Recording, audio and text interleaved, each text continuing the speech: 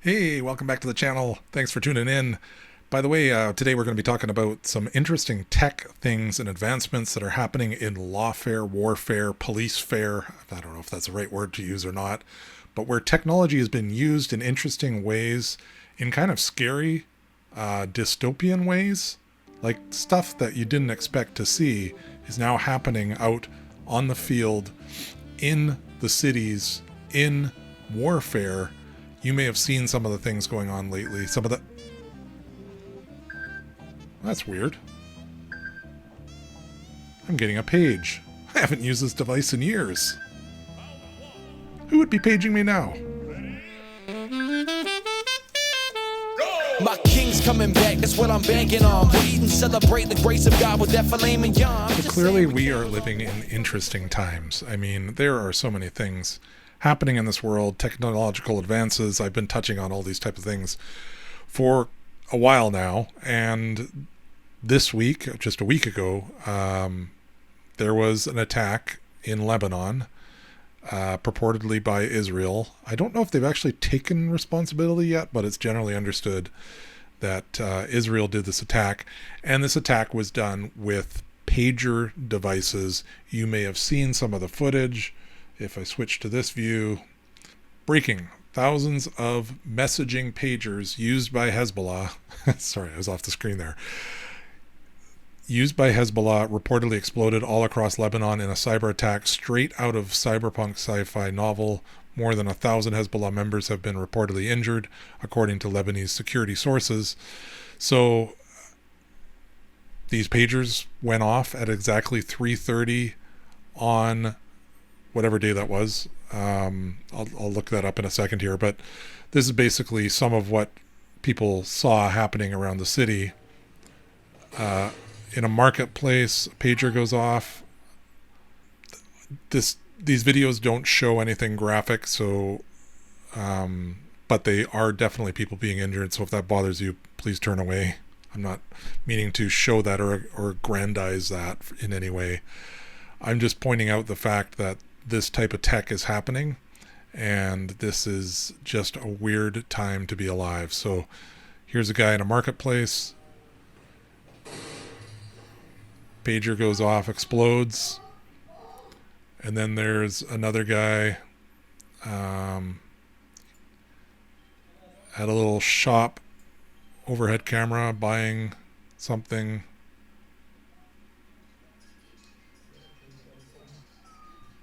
Wow. Crazy.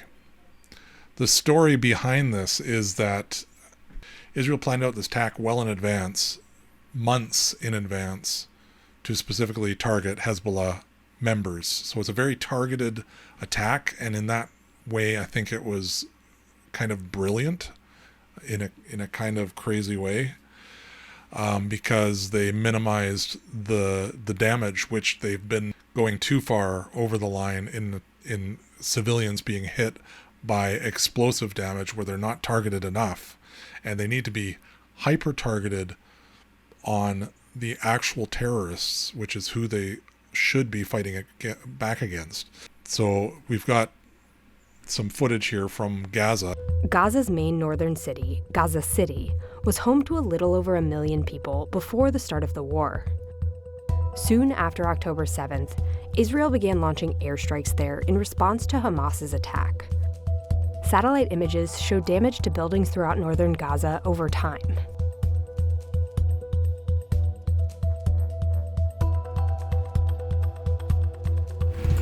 So the destruction there is massive. Unfortunately, that is what happens in war. Israel has a right to fight back and defend itself. However, there have been many cries that this is going way over the top, because unfortunately the terrorists hide amongst civilians, they hide their weaponry amongst civilians, and then too many civilians are dying. And they're of course being forced to the southern border, to Rafah area, to try and escape the carnage. So this attack in Lebanon, which was much smarter, the pagers were intercepted somehow I'll read you an article first, okay? So this is basically what happened. There was distrust in the electronics. Hey, would you be interested in prayer? I just thought this channel is here to serve God in different ways. I'm opening it up for prayer. So if you have a prayer request, please drop it in the comments with the word prayer, and then whatever your prayer request is. Or you could say prayer request and then whatever your prayer request is. So that we know it's a prayer request, drop it in the comments. I will personally pray for your situation, whatever it may be. I believe that God hears our prayers and he answers them, and that the more that join together and agree on something, it can be done. Now, of course, sometimes God answers no. That's also a fact. But he says, ask and you shall receive, seek and you shall find, knock and the door will be opened. I believe in prayer. Prayer is something that we can all do. And as a Christian, I want to pray for you. So if you have a prayer request, drop it in the comments below. And yeah, I will pray for you. How does that sound? Sound like a plan? And maybe if there's something where we can see prayers that have been answered in different ways, it's also an invite for other people that are watching the comments that are also Christians that want to pray for others. You can see their prayer requests right there and pray for them as well. I think it's a cool idea. I think God wants to do something like that in our day. And this is a way to do it and to spread it around and to use the internet things and stuff and, you know, the social media things to do something positive for God. And the leader of Hezbollah started feeling that you could not trust the phones that they were using. So basically any technology that was too advanced was being tracked by Israel. So he recommended that they stop using them. Here's an article from Reuters that says, break your phones. In February, Hezbollah drew up a war plan that aimed to address gaps in the group's intelligence infrastructure. Around 170 fighters had already been killed in targeted Israeli strikes on Lebanon, including one senior commander and a top Hamas official in Beirut. In a televised speech on February 13th, the group's Secretary General Hassan Nasrallah sternly warned supporters that their phones were more dangerous than Israeli spies, saying they should break, bury, or lock them in an iron box. Instead, the group opted to distribute pagers to Hezbollah members across the group's various branches, from fighters to medics working in its relief services. The explosions maimed many Hezbollah members, according to footage from hospitals reviewed by Reuters. How do you... Reuters? Sorry. From Reuters.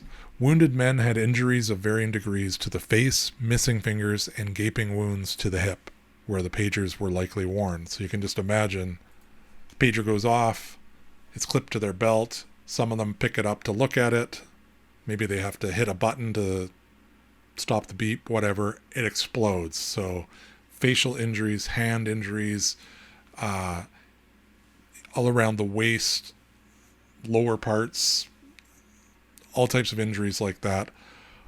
Very targeted to Hezbollah members. However, there are some reports of, I believe it's 2 children that had died that were in proximity to the pagers. It was way more targeted than the bombs, right? So it's very much targeted. The problem with it, though, is it did not kill that many. So I think there were 4,000 pagers. There was 2,500 injuries. And let's see if I can find the details. The source said 3,000 of the pagers exploded. There were 5,000 in total. 3,000 exploded. At least 32 people were killed and thousands more were injured. Many seriously injured. And then what happened is the following day, there were more explosions that went off in other devices used for communication. So clearly this was a plot and a plan that had played out. Maybe there was some intelligence that informed the leader of Hezbollah that the phones are spy devices, so he needs to switch to pagers, and then magically Israel, in a clandestine way, was able to provide the pagers to Hezbollah. So a brilliant plan when you think about it. Terrorizing the terrorists. Because now what do? Their means of communication at any time could be what could kill them. Do they switch to using cups on a string? Brilliant plan, but it's just a very strange time in warfare. And I've got a video as well that kind of explains how they may have used it. There was an explosive material placed next to the battery compartment in the devices.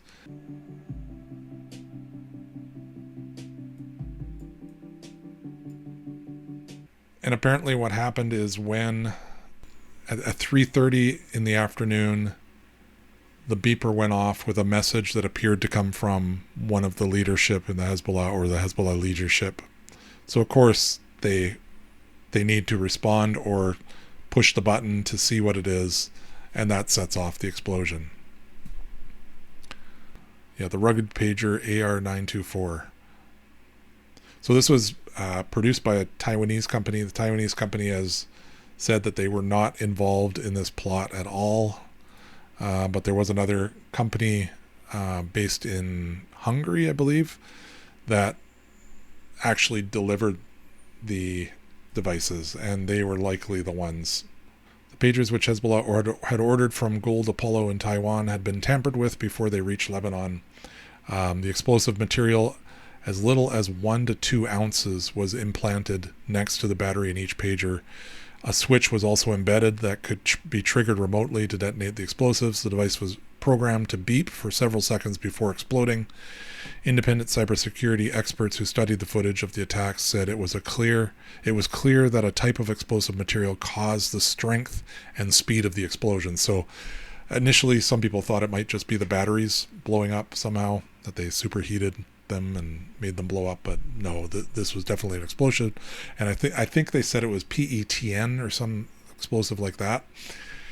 This is crazy. I mean, where have we ever seen this before? We haven't.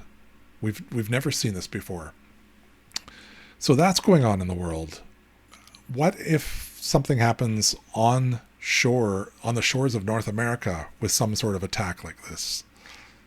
Right? Like some device that has a latent explosive for a year or however long, waiting for the right time to go off, that everybody wants that device and they get it and then it goes off. Terrorists could easily use this type of attack as well. However, it does take sophistication, but there are some terrorist groups that have some sophistication. Some of them that the U.S. government gave the sophistication to. Right? That's what happened in Afghanistan. What was it? $80 billion worth of military equipment into the hands of the Taliban. There's another video of another type of warfare that's also very concerning. And that is drone warfare. We've been seeing this especially in the Ukraine, but this is kind of new. Drones have been used for many different things, and there's large UAV drones, very big military drones that are used and have been used, I think, since Iraq war. They were using them back then, and now there's much smaller drones, much cheaper, being used en masse. And so there's one guy that talks about it here this was posted on Twitter. It's actually a TikTok. Let's see if we can watch it here. And so this has got to be one of the weirdest times to be alive, because I don't think there's ever been a time where people could just like literally see tons of videos of people fleeing for their lives only to end up in a situation where they likely didn't make it. He cut it short there, Scott, so you wouldn't see the explosion. So there are thousands and thousands of these drones being manufactured on a daily basis, and they're being used all the time and more frequently for various different tasks. Some of them are being used to burn out tree lines with thermite. Some of them are being used to, deliver one-way impact self-detonation. Some of them are being used to drop munitions from high up down into trench lines or onto armored vehicles. I mean, the uses, I've even seen these things be used to fly directly into other very expensive UAVs, like commercial grade UAVs. So it is weird times that we're living in. That is for sure. Yeah, I agree. The other thing is the cost. Like, we're talking maybe $1,000, with weapons that they add, you might be talking $50,000 or something like that per drone. Taking out tanks, which cost millions and millions of dollars. Or what about warships or jet fighter? Like, these drones could be used to take out aircraft carriers if they weren't spotted, if there was enough of them for a low cost. And this is what's crazy. It kind of reminds me of some of the movies that have been out there. One that I think of is Oblivion. This is like a futuristic movie. Here it is here with Tom Cruise. Watch this. Here's a futuristic drone that protects the whatever planet area that they were on.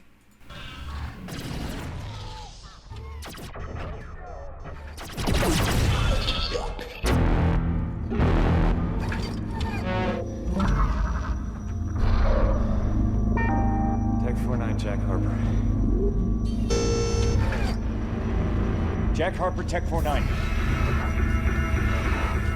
Hey!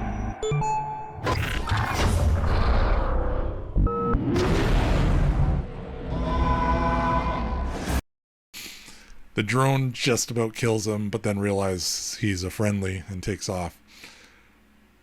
We're heading in this direction, people. This is insane. Here's another movie. I haven't seen this one, but I found the video for it called Angel. The Angel Has Fallen, about the president. And this is a specific drone attack section of the movie, which is really apropos to what's going on. This is a 2019 movie, apparently.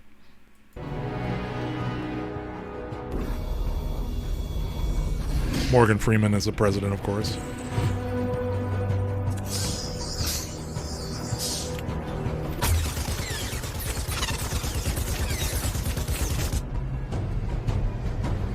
You think those are missiles? They're not. They're drones.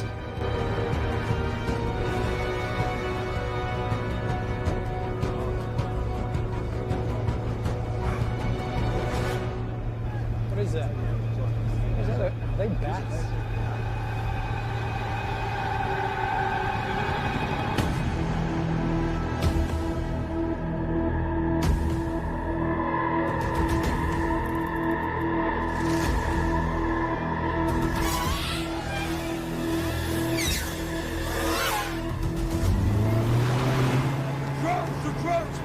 Come with me. Get him under the ballistic hard cover. Keep him down. I'm on my way.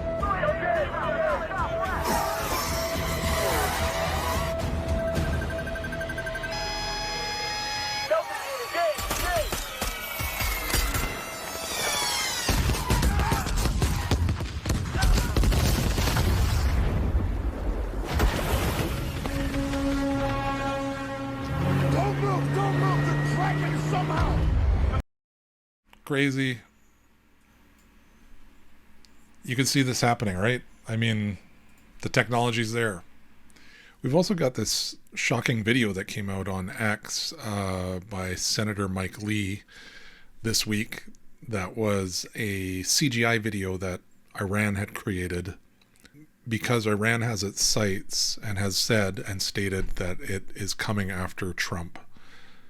Specifically Trump, U.S. government as well, but Trump specifically because he killed General Qasem Soleimani, who was basically the second most powerful person in Iran at the time. And so since then, they've put forward that they're going to get Trump. And they put out this video. So this video was posted on X, and it's shocking. It's CGI, and it shows Trump on the golf course and being attacked. So this was put out by Iran, meant as a threat to the United States and to Trump specifically.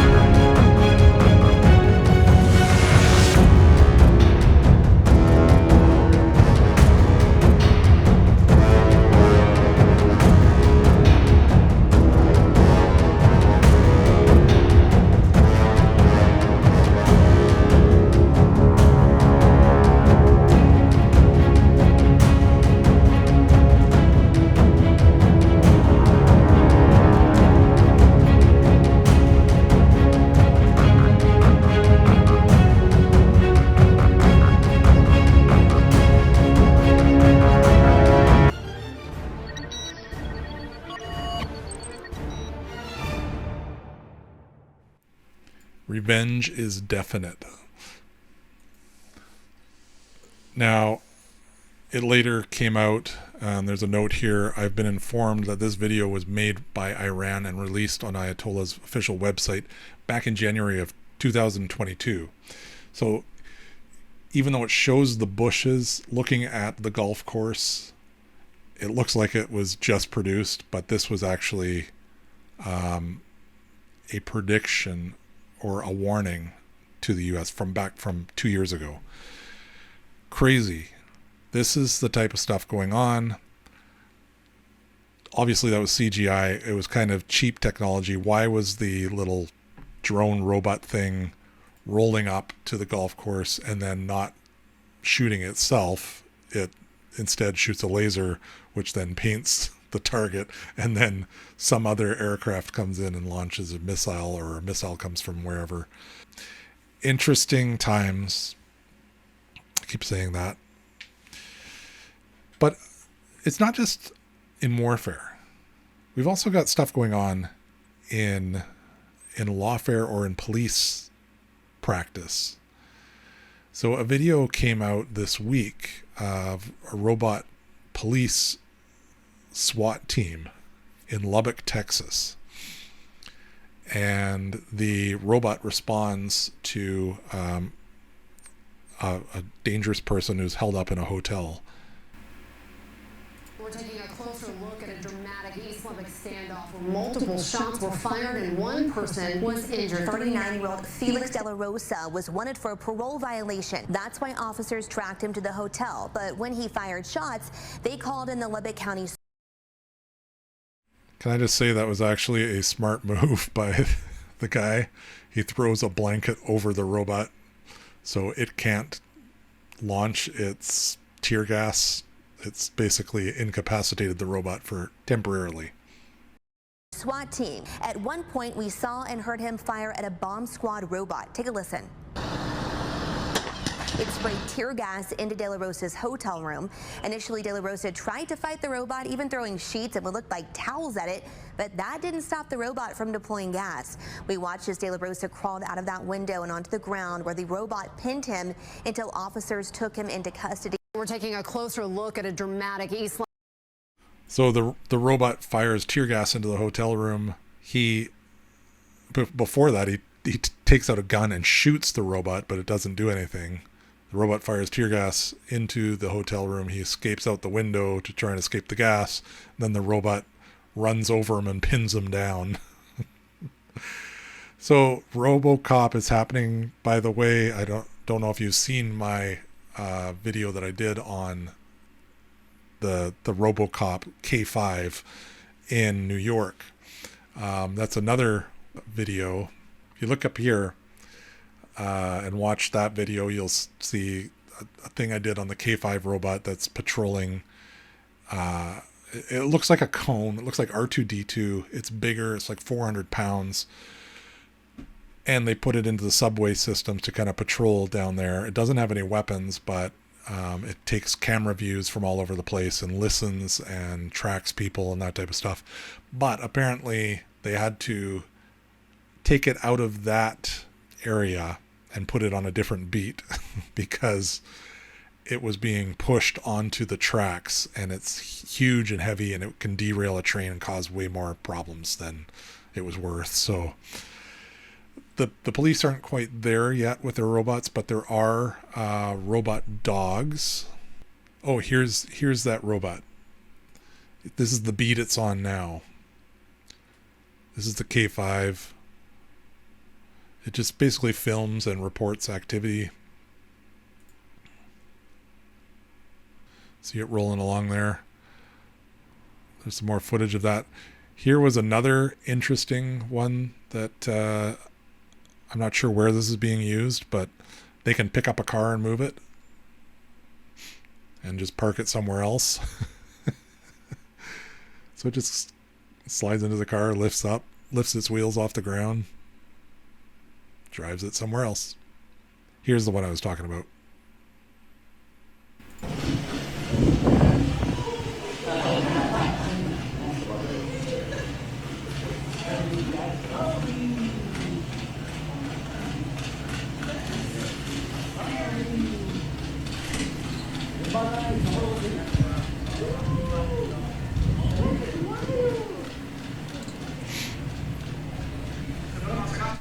So the police are apparently using these robots now. That was a Boston Dynamics robot dog. That was in Miami Beach.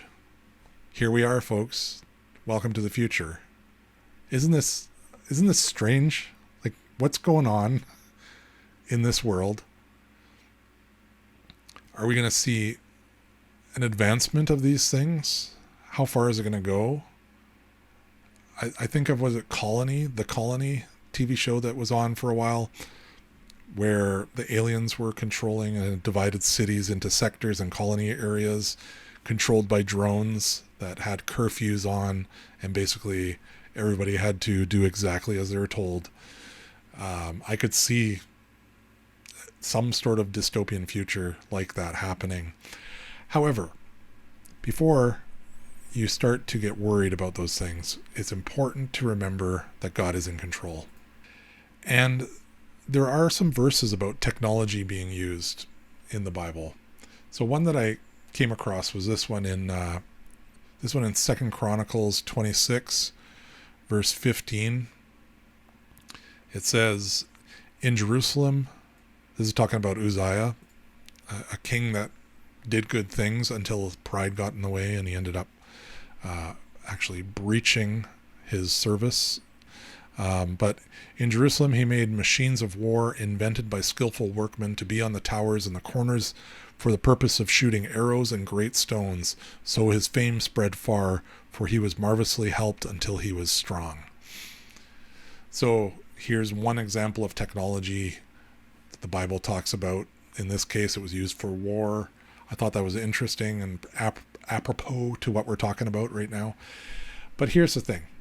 We need to remember that God is in charge. He loves you. He's in charge.